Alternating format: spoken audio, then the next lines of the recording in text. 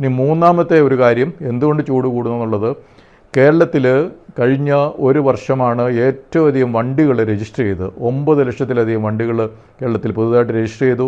കേരളത്തിൽ ഏകദേശം 2 കോടിയിലധികം വണ്ടികൾ, അതായത് ജനങ്ങൾ എത്രയുണ്ടോ അത്രയും തന്നെ വണ്ടികൾ ഇവിടെ എത്തുന്ന ഒരവസ്ഥയിലേക്കാണ് പോയിക്കൊണ്ടിരിക്കുന്നത്.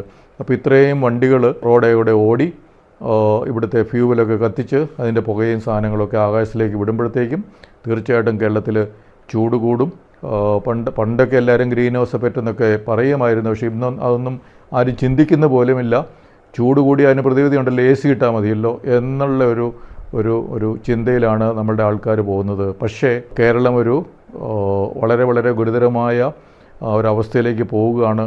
പണ്ടൊക്കെ നല്ല നല്ല സ്ഥലങ്ങളിലേക്ക് മനുഷ്യർ വരുന്നത് അവിടുത്തെ കാലാവസ്ഥ നല്ലതാണ്, അവിടെ വലിയ ചൂടില്ല എന്നൊക്കെയുള്ളൊരു കാര്യം കണ്ടിട്ടാണ്. ഇനി കേരളത്തിൽ എങ്ങനെ ഇത്രയും ചൂടിൽ നമ്മൾ ജീവിക്കുമെന്നുള്ള ഒരു കാര്യം ചിന്തിച്ചു തുടങ്ങേണ്ട കാലം ആയില്ലേ?